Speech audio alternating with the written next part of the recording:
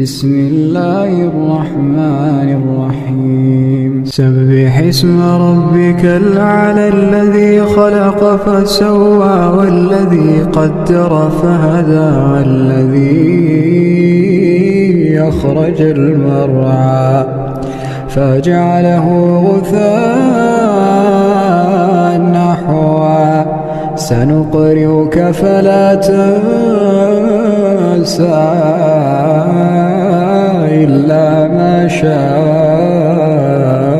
الله